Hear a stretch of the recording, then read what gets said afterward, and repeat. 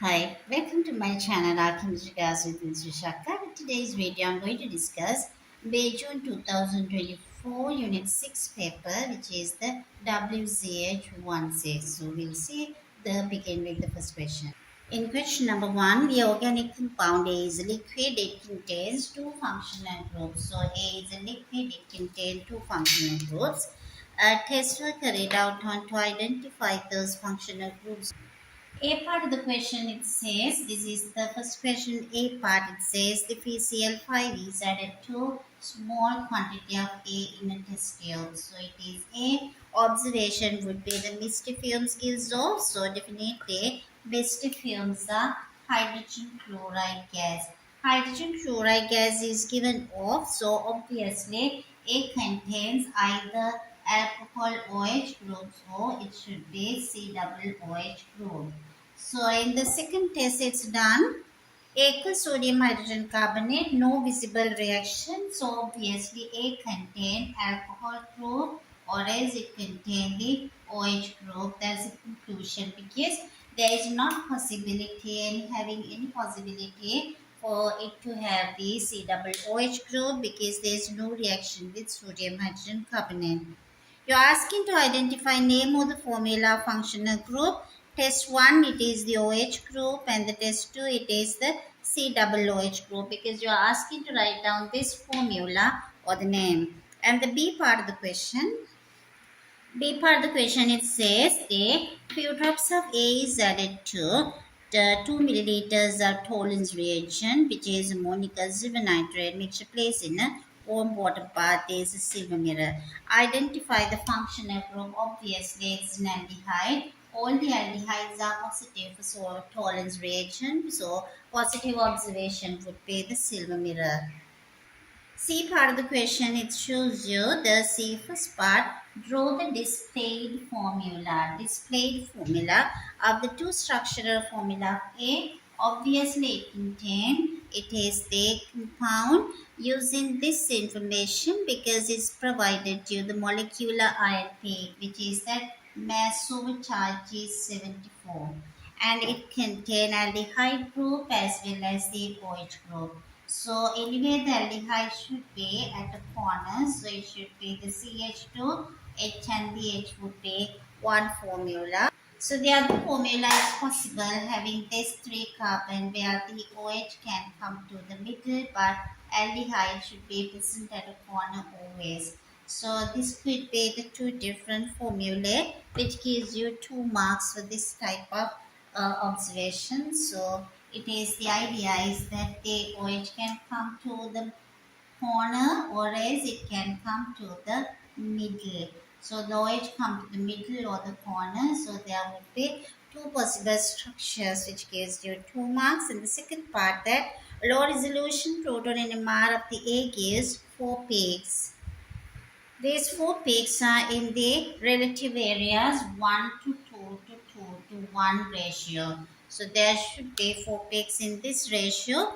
Deduce which of these two structures is correct by identifying relative peak areas. So when you are asking like that, obviously this gives you this one and this CH3. This is that would be 1 peak and the 1 peak and it is this proton NMR they are asking. So this CH3 gives a 1 peak, this hydrogen 1 peak, and this is 1 and this would be 1 peak. 3 to 1 2.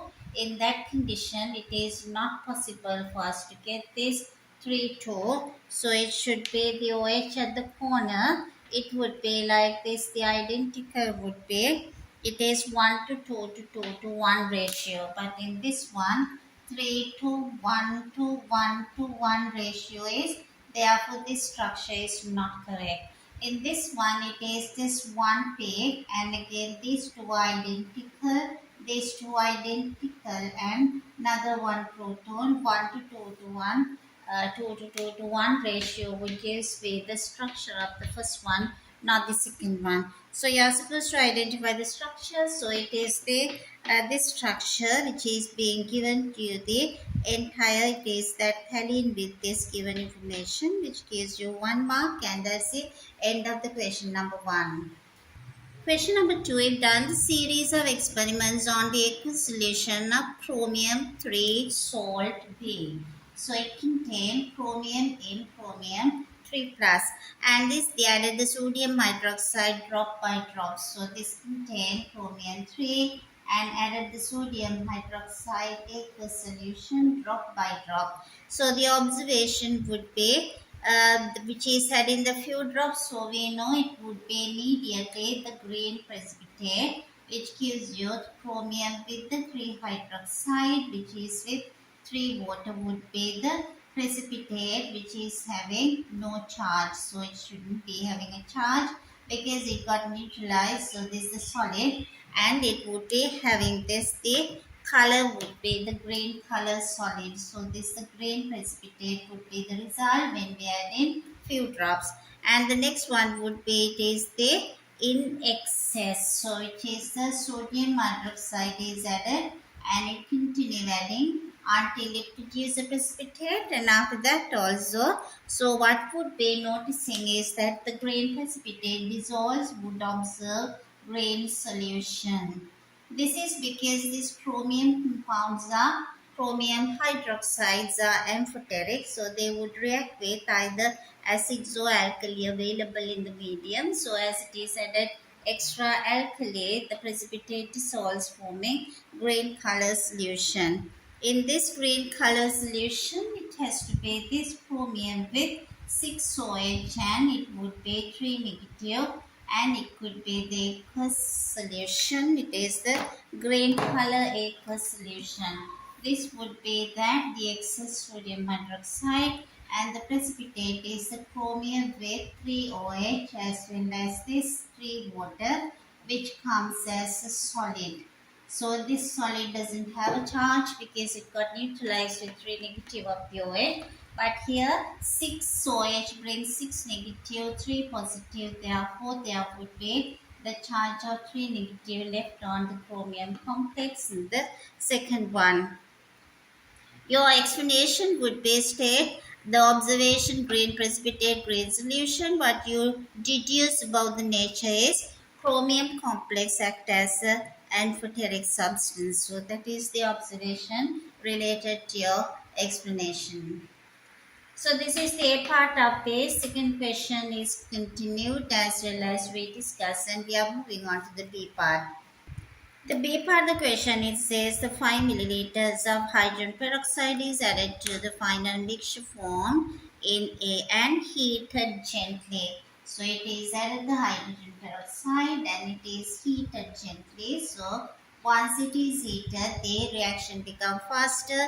It can overcome the activation energy much easier. So as the temperature is increased, so it is heated, and a yellow solution contains the chromate ions are produced, which is chromate 6 here. CrO4 negative aqueous solution with the yellow solution is produced. So your question is asking explain the role of hydrogen peroxide, and it is there. Justify your answer would be 2 marks. In that context, that Cr was having 3 positive earlier, so the Cr3 plus is now oxidizing to CrO4 2 minus. CrO4 2 minus chromium in the oxidation state is plus 6. Plus 3 to plus 6 is the oxidation which has been happened by hydrogen peroxide. Therefore, hydrogen peroxide acts as an oxidizing agent, and the C part they are asking the dilute sulfuric acid is added to the yellow solution. This would be like very often this is the yellow color solution, and the chromium 3 plus is green, but this is first oxidized and then added this sulfuric acid into this solution. It is now turning to the orange color solution. Obviously dichromate Cr2O7 2 minus ion is produced. It is no change in the oxidation state, but it is the medium changes. So in that medium changes, this has to be reacted. So the entire equation can be represented. So it would be that CrO4 2 minus in the presence of H plus ions. It is now turning to Cr2O7 2 plus. So it is there 4 times 2 8 oxygen present, but in the product is 7. So the other one goes away as a water molecule. So it goes away and the water molecule there should be 2H plus ions. So this is not a redox reaction because this also having plus 6 and the product also having the same oxidation state. So it's not a redox reaction. Complete the balance equation you ask into complete. For that just gives you 1 mark. Overall 6 mark for the question number 2. We are moving on to question number 3. Question number 3 it says the group of students carried out an experiment and it is to investigate the reaction between potassium permanganate and the ethane dioic acid in acidic conditions. So it is involved with two half equations. The overall equation is provided to you, but you can do this the balancing as well. There should be 2 CO2 releasing 2 electrons and it goes away as 4H2O. Therefore, it should be 4 times 2, it should be 8H plus. So this balancing, this could be needed 5 electron can be labeled as a number 1 and the 5 electron used and the 2 electrons are released not balanced. So if you number it is the 2, 1 has to be multiplied by 2 and the 2 has to be multiplied by 5. So in that condition you can get this overall equation. So it is this you can get this 2MnO4 minus and the 16H plus will react with this 5C2O4 2 negative and this produces this could be 2Mn2 plus 8H2O and it produces this multiplied by 5 multiplied by 2 and this should be 5 times 2 10CO2. This equation is provided to you. I just gave you how it has been produced by balancing two half equations. The main thing you should be familiarized is 2MnO4 1 minus react with it is 5C2O4 2 minus. This 2 to 5 ratio is important. That's why this equation is provided. Procedure says you that milliliters 10 of potassium iodide has been added to all these 8 conical flasks. So I have been given you that the clear picture for this entire 8 conical flasks. It's added 10 centimeter cube of potassium iodide. So this two ratio is essential. That's what I gave you at the very beginning. This is 2 to 5 reactant ratio. 10 milliliters of potassium iodide has been added to all this. So it is the important that I minus is adding into this one. I minus can be converted into iodine by one of the reagents. So measure ethane dioic acid into a 250 beaker and the KMNO solution and the 5 milliliters of sulfuric acid is also added to the same beaker and in all the contents in the beaker start a timer. This is the step 2. Step 1, this is the step 1 is this arrangement with 8 conical flasks. In the step 2, on a different beaker, it's added into 250 centimeter cube beaker. So you should be getting very clear idea. It's a 250 centimeter cube beaker. So its capacity is 250.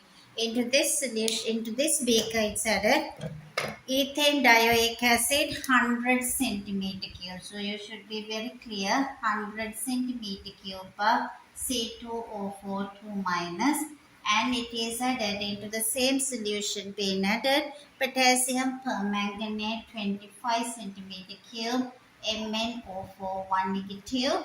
Also it is added to the same solution 25 of KMnO4 which is MnO4 minus and the 5 milliliters. So it's the third one is 5 centimeter cube of sulfuric acid. So you can understand the sulfuric acid is needed to provide the H plus ions to a redox reaction. MnO4 minus is a reactant and ethane dioic acid also a reactant. Then after that, continue removing every time 10 milliliters from the reaction mixture every minute for 7 minutes. So you can understand the question. It should be a kinetics question. To a new conical flask contain the potassium iodide. From this one, it is every 1 minute. Take away 10 milliliters of the reaction mixture. Every 1 minute, it is adding this 10 milliliters into this given conical flask which has been arranged previously. So after explaining up to the fourth step, the step 5 using a starch indicator, titrating the iodine formed in the conical flask with sodium thiosulfate solution. We'll see how the iodine can be produced here. So the minus C being added as potassium iodide, so it converts into I2 by releasing electrons. MnO4 changes into 4H2O. It needs 8H plus as well as release gain 5 electron. This would be the ratio. In order to balance with the number of electrons, so this has to be multiplied by 2 and this multiplied by 5. In that context, we get the ratio MnO4 minus 2 iodine. So it is the 5 iodine is produced by 2 MnO4 minus. This is how it has to be get those two redox equation balancing. Now you know how to balance it. So the final ratio would be MnO4 minus iodine. Also it is the 2 to 5 in the ratio. So the equation for the titration. So now this produced iodine here is now titrated with sodium thiosulfate with a known concentration, and it is uses starch as the indicator. Now we'll see what is the next half equation should be. I have written here all these three redox reactions. The first one with the permanganate with oxalate ions, the permanganate with I2, and the sodium thiosulfate with the iodine. Because it's a burette contain this sodium thiosulfate, use the starch in the as the indicator. It is now titrating with this sodium thiosulfate, the produced iodine in the flask. Then your first question, which is the first one, it's asking, which can be the reason why effectively stops the reaction mixture in the step 3. Because we are taking the 10 milliliter reaction mixture first into the potassium iodide.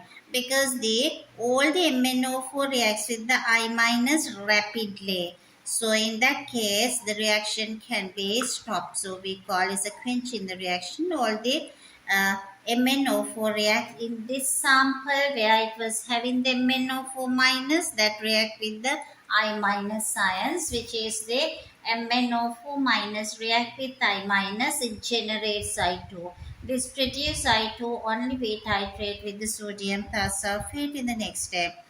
A second part state when the starch indicator should be added means when the starch is added it should be, that is the A second one, it should be very pale yellow in color. So when the solution turns very pale yellow, it's very clear that the amount of the iodine present is much less. So when the iodine with the very high concentration starch is added, it produces the insoluble starch iodine complex. So our accuracy will not be correct then. So it should be added once the color of this solution in this one is very pale yellow in color. And the second part, they are asking, this is the 1 mark, and the B part would be asking for you to plot a graph after giving you all the information. When you plot the data, it should start from the 30 and up to 3 minutes. It is very much less would be the rate would be happening. So it goes very slowly up to the 3rd minute. At once it accelerates.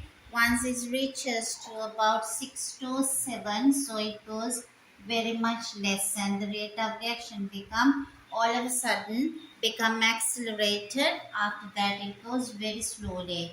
So this is a graph usually you should obtain this type of graph. Describe the rate of reaction changes during the reaction, because rate of reaction is very slow at the beginning and Once the suddenly speed up and it is now slows down as reactants are being used up. This is we call autocatalysis reaction. So you are asking to explain that in the third part. In the third part, because at this place there are certain amount of the Mn2 plus ions are produced, which act as catalyst to this reaction. So this the rate of reaction was very slow at the beginning and automatically the reaction start accelerating. So as Mn2 plus is produced, so this speeds up when the Mn2 plus is formed and then the reaction becomes slows down after that. It's very fast and then slows down at this area. That is because that MnO4 minus is used up and then it goes horizontally, which is a constant value because that the no more reaction and it is the as the you use up this the MnO4 minus is totally done. This is the end of this third question. We move on to the question number 4. Question number 4 is about the lab preparation of the ester, which is the methyl salicylate. So this the ester is being produced as methyl salicylate would be the ester. So it is that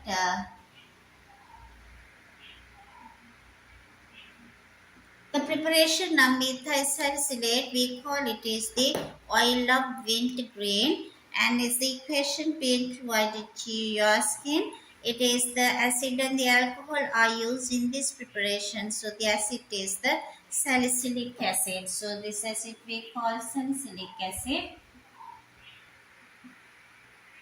with methanol. So this is the alcohol being used, the 1-carbon alcohol methanol, and the product would be the methyl salicylate ester as well as water. The procedure is given including the 8 basic steps and it gives you the starting with 20 grams of salicylic acid with 100 centimeter cube. So it uses 100 milliliters of methanol with 20 grams of this salicylic acid. In the round bottom flask, it's added the sulfuric acid slowly, which is a dehydrating agent. Mixture is heated quite gently after about the heat of reflux for about 45 minutes. That is for reaction to take place. The organic layer is returned to the separating funnel and washed with this sodium carbonate solution. You know this, the separating funnel is usually added into two immiscible liquids in order to get separate. So there would be 8% the organic depending on the density. So it is to get rid of that. Once the organic being separated, can add the solid drying agent if there is any moist to get removed now. And after that it could be having the distillation process and it removes the content which the liquid boils at 220 and the 224. This kind of temperature range, it is always the ester gets separated. So the pure methyl salicylate, which is the oil of wintergreen, being separated and it transferred to a bottle and weigh. A part of the question you're asking the show by calculation the methanol is in excess. So the other important of the values are provided. The molar mass of this salicylic acid is provided. The MR value which is 138 and the density of the methanol 0.791. This is 0.791 gram per centimeter cube is provided together with the molar mass of this methanol as well, which is 32. So this given information should be written very clearly, then it is much easier to begin the question. You are asking to show by calculation methanol is in excess. So to do this question, you should now try to find how many moles of each reactant is in these given figures. Number of moles of salicylic acid can calculate as 20 grams divided by the molar mass 138. So we can find the answers 0.14492. 0.14492 is the number of moles of salicylic acid. So the number of moles of methanol would be equals to, so this is the methanol, it is provided the density So we know the density is equals to mass over volume. So we can calculate mass of methanol. So we can take the mass out. So it equals to density times volume. So the mass of methanol is equals to density is provided 0.791 grams per centimeter cube times 100 centimeter cube. So it would be the answer. We can see that 79.1 gram has been used up. Once you get this answer, divide that by 32. The molar mass you can get now 2.4718. 4718 moles of methanol has been used. The reaction between 1 to 1, therefore obviously methanol is in excess. For that calculation you are given 3 marks. The B part of the question, same question number 4B part, it asks you the purpose of the sulfuric acid it acts as a catalyst. And the C part of the question, it asks you to draw a diagram of the apparatus used in step 3 when the mixture is heated under reflux. The diagram for heat under reflux, so we should mention this is the heating, your condenser, vertical condenser where the water in from the bottom and the water out from the top, that is any reactive, any kind of volatile liquid trying to escape, it drip down into the original flask. If you can add some anti-bumping granules, that would be really helpful because there would be a smooth boiling. So that anti-bumping granules, and you to label this diagram with this, the vertical condenser. This condenser is vertical and the direction of this the water flow, and your reaction mixture you should be able to label. This should be, now you're going to separate. It is that the step 3 means you are asking the heater gently about 45 minutes heat under reflux. So this one contains the reaction mixture. So this diagram would give you, for this the heat under reflux, give you 3 marks. And your next part, the calculation is based on the E part, but before that the D, describe how to wash the organic layer with sodium carbonate in this step 5. Step 5 is asking the organic layer is being separated by using this sodium carbonate solution is added to that, that is in order to get rid of any excess acid in the medium. So it should be added, remove the lid from this separating funnel. It is added the sodium carbonate or sodium hydrogen carbonate from the top here. Now it is added. So we have our organic part over here. So it is they are asking the organic layer because if it is any excess acid is present in the organic layer which is we already obtained. So it is the added this one. So it would be, we have to shake the mixture well after placing the lid, and we have to invert and shake the funnel so that all the carbon dioxide gas is released. So this lid has to be loosened from time to time in order to carbon dioxide gas to go away from this mixture. So this is how we add the sodium carbonate. We loosen the tap and we first add that, and it is that place the lid, invert the mixture for the reaction to occur, and then remove the lid. And then from time to time loosen the lid in order to release the carbon dioxide gas, because otherwise that pressure would develop inside. And the E part of the question is the calculation. In the E part, the question it asks the mass of pure ester produced was 14.1 gram. That has been given to you. Percentage yield giving your answer to an appropriate number of significant figures. So this has been produced that finally the ester was 14.1 gram. So the 14.1 gram was that the final mass which is obtained from this preparation. It was that 14.1 gram. So this is the mass obtained with this the preparation.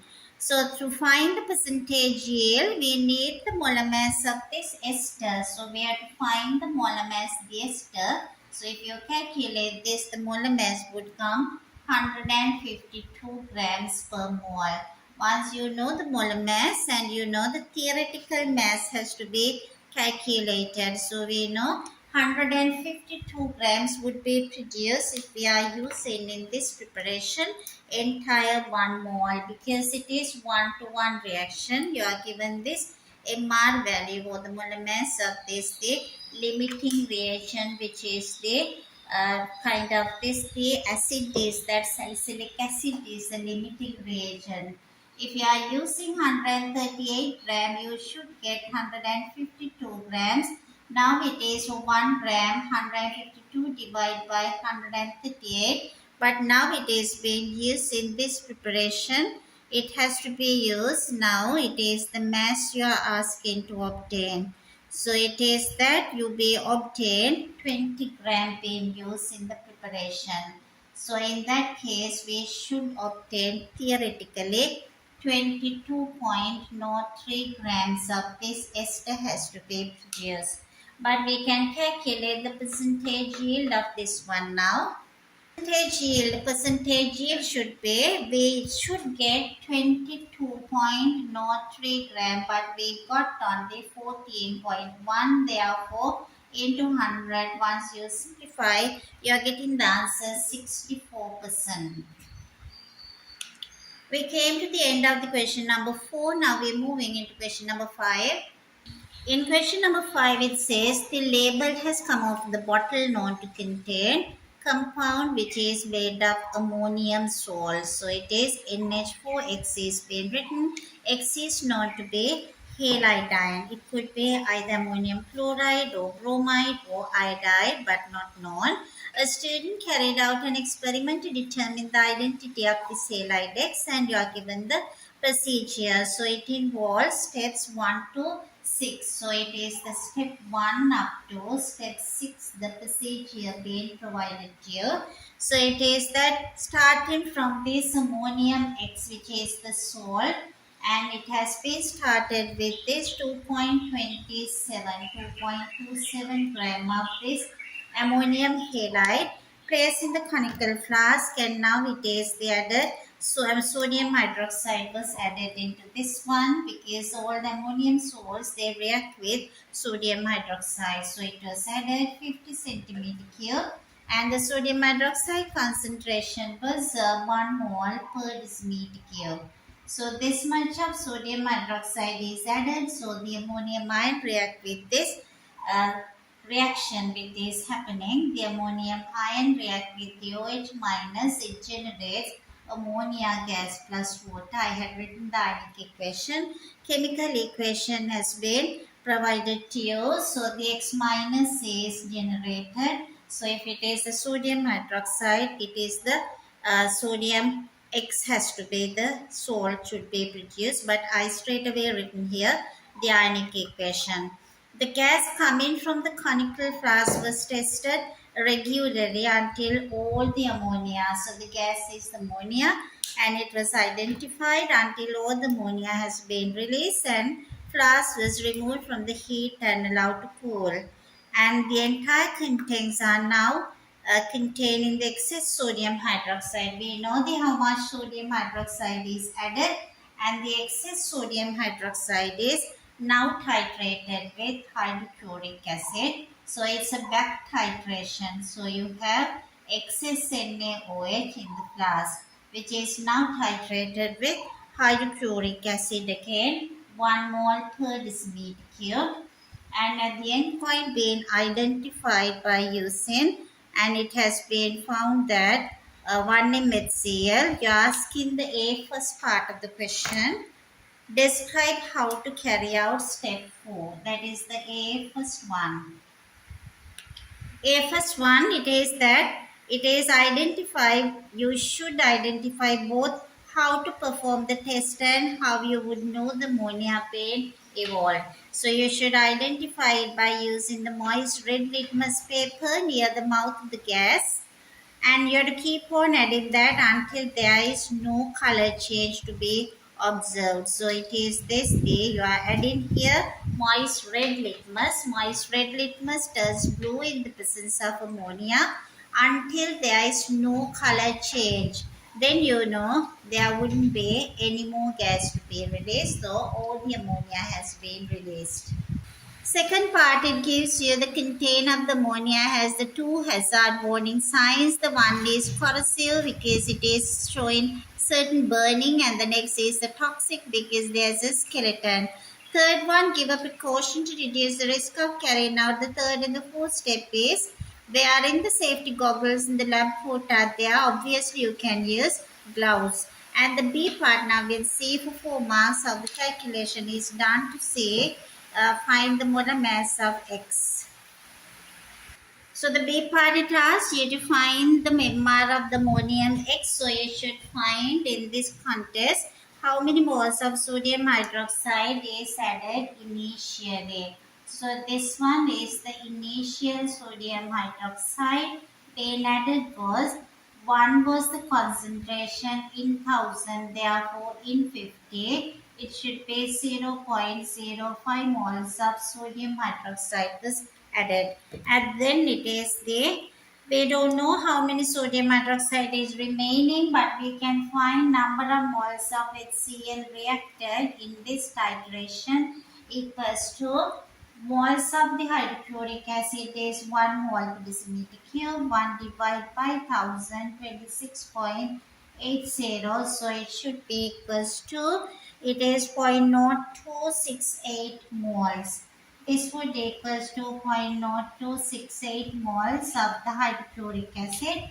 But we know the hydrochloric acid to sodium hydroxide is 1-to-1 ratio they do react. So it is the 1-to-1 ratio they do react. So to react with 0.0268 moles of HCl, it need exactly 0.0268 moles of sodium hydroxide. So this is the excess sodium hydroxide. What we added at the beginning was this much. So we can find the number of moles of sodium hydroxide reacted with this compound earlier. So with ammonium X. Now we can see the difference. The number of moles of sodium hydroxide reacted with the ammonium salt. So we can calculate this. The difference is the initial 0.05, what's remaining is 0.0268. So the difference would be equals to 0.0232. So the number of moles of ammonium X would be again the sodium hydroxide to the ammonium salt ratio also would be 1-to-1. So we can calculate number of moles of ammonium salt would be also equals to 0.0232 mole. So the next step would be easier now. We can find the molar mass because 0.0232 moles of this compound of this ammonium with the halide, it had the original mass was 2.27 gram. Therefore, mass of 1 mole. So it should be the mass of 1 mole of the ammonium. With this, the X should be equals to 2.27 gram divided by, it should comes the answer 0.0232 mole. So grams per mole would be this answer on simplification, which gives you 97.8. So you're asking the molar mass of this one, which comes as on simplification 97.84. So this answer is 97.84 gram per mole. So we can come on to the whole number 98 grams per mole. So we can leave our final answer as a whole number. You're asking to identify the X, which is the fifth part, which is the E part of the question, which comes as the B first one. Sorry, this is the B first one. And the B second part of the question, it asks you how it is to be identify the X. So it is this NH4 with X is equals to 98 grams per mole, nitrogen 14, 4 hydrogen plus X equals to 98. Therefore 18 plus X is 98. and x should be equals to 98 minus 18. So it should be 80. So it comes closer to 80. That is the x should be equals to Br minus sign. So the halide which has been present in the compound is the bromide, and your third part of the question asking the chemical test and the expected result to confirm the identity of this halide. So it is the third one. How you can identify with the test means you can add the silver nitrate dilute solution with dilute nitric acid. Both this mixture and the precipitate form should be used to dissolve with this dilute ammonia solution. It's insoluble, but it's soluble in concentrated ammonia, so can be recognized it is the bromide. We move on to the C part of the question. C part, it says another student carried out the experiment but did not titrate all the contents in this step 6. Instead, transferred the contents into a conical flask of 100 into volumetric flask. So it is that entire content being transferred to 100 centimeter cube in the volumetric flask. So now it is in the volumetric flask of 100 centimeter cube, and after that it has been taken 4 portions of 24 centimeter cube, and it is being titrated 4 times. Rather than just doing one titration, it has been obtained 4 times with 25 centimeter cube in each titration. So it is the solution being used now with one and the same hydrochloric acid solution. You are asking one advantage and the disadvantage. So when you're asking like this one, the advantage and the disadvantage, so you should be able to identify with this new method being done by the student. Obviously, advantage is more titration. So it is that we can get any kind of this, the answers, we can see whether these are reliable. The values are reliable. So it is more titration. So it could be identify any anomalies between the readings. Disadvantage would be the titer value would be smaller. Earlier, our titer value with the hydrochloric acid, it was found in this part 26.80 for entire 100. It is nearly 1/4 of the titer value. As the titer value becomes smaller means the percentage uncertainty. It depending on the uncertainty of the burette, the reading, number of times it used into 100. Reading goes smaller and smaller, percentage uncertainty of the reading become very much higher. So that's a disadvantage. And we came to the entire paper now. It is we discussed the entire paper after the last question. I hope you understood the way of doing it and the explanation.